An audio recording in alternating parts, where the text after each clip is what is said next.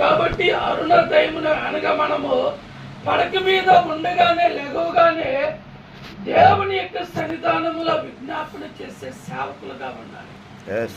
ఈ రోజున సేవకుల్ని విమర్శించుకోవటానికి కాదు, కానీ మనము వాళ్ళెట్ట వీళ్ళెట్ట ఈ ఫోన్లు ఎట్ట ఈ మనకు వద్దు. అంతే. మనకు కావాల్సింది ఏంటంటే ఒక ఆత్మీయ భారం. మనకి తెలిసిన పదమైనప్పటికీ చూడు, కొన్నిసార్లు బైబిల్ మనం అంతా చదివేశాం, మళ్ళీ చదువుతుంటే దాంట్లో కొత్త అనుభవాలు అంటే మనకు లోతుకు వెళ్ళే కొన్ని అనుభవాలు అనేది ఇప్పుడు సముద్రంలో అలలు ఎక్కడ ఉంటాయి? సముద్రంలో ఉంటాయి అంటారు. సముద్రం మధ్యలో ఉండదు అలలు. ఎప్పుడు కూడా అలలు ఎక్కడ ఉంటాయి అంటే అంచునే ఉంటాయి అనగా చుబురులో ఉంటాయి. ఈ యొక్క దోణె ఆ అలలను చూసి భయపడక ముందుకు వెళితే ప్రశాంతమైన జీవితం ఉండేది. అదే కానీ అలలు చూసి మనం భయపడితే మన జీవితం ముందుకు సాగలేదు. సేవలో మన జీవితంలో ఎన్నో సమస్యలు ఎదురవుతాయి, ఎన్నో ఇబ్బందులు ఎదురవుతుంటే, అభ్యంతర ఆటంకాలు ఎదురవుతుంటే మనం వాటి వైపు చూడవసరం లేదు. మనం పిలిచిన దేవుడు నమ్మదగిన దేవుడు,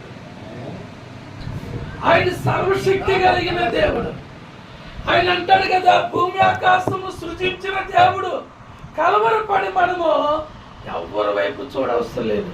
మనం ప్రార్థించగలిగితే దేవుడు మన పక్షమును నిలిచి తన అద్భుతమైన కార్యములు మన పరిచర్యలో దేవుడు జరిగించును గాక.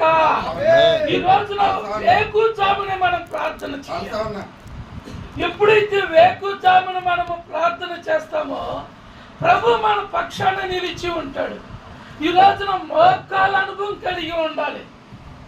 మోకాల అనుభవం కలిగి ఈ రోజున మోకాల అనుభవం అనేది మనము తాత్కాలికంగా ప్రార్థన చేయటం కాదు, కానీ మనం ఎంత ప్రార్థన చేస్తే మన ప్రార్థన ఫలితం అనేది మనం దేవుని సన్నిధిలో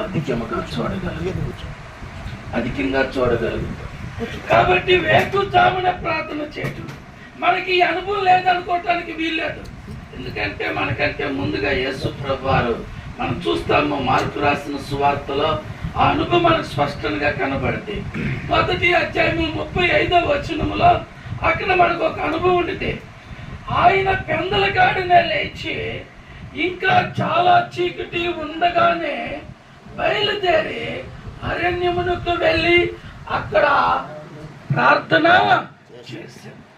చూడండి, ప్రభువైన యేసుక్రీస్తు వారు చీకటి ఉండగానే అరణ్యములోనికి వెళ్ళి ఏకాంతముగా ఆయన ప్రార్థన చేశాను. ఈ రోజున అందరిలో అటువంటి యొక్క అనుభూతి కావాలి ప్రతి ఒక్కరిలో. ఎందుకంటే మన ప్రధాన యాజకుడు అని చెప్పాలి. మనలో